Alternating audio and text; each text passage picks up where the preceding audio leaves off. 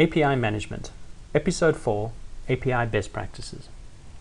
Hi, I'm Alistair Farquharson, the CTO of SOA Software, and I'm going to talk today about API best practices and what makes a good API.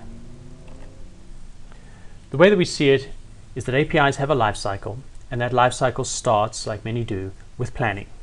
And planning is potentially the most important stage of this entire life cycle.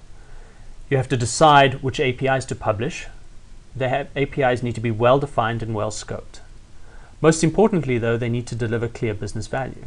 The APIs really have to highlight and showcase your differentiators as a company, and they have to offer your potential consumer with a clear business value and reason for using it.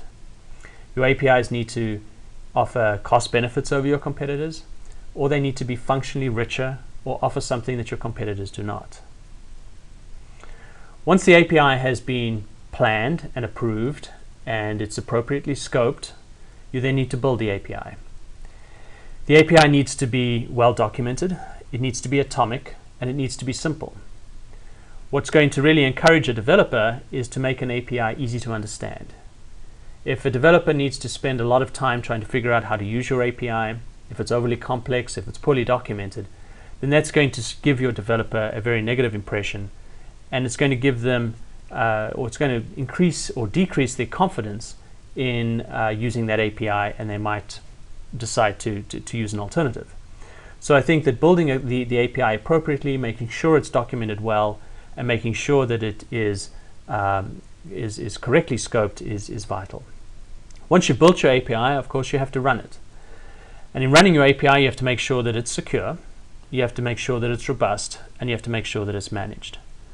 So you need to provide the developers the feedback that the API is doing what it's supposed to be doing, and you need to provide them with the confidence that it's going to stay up in at all times, and make sure that the developer keeps that confidence going, and make sure that they are happy with the way that this API is going to be performing, and that they are confident that the API is going to secure their customer data. Once the API is running, you need to promote it. So how can you as an organization create a market for this API? How can you market it to a set of consumers, a set of developers out there writing applications?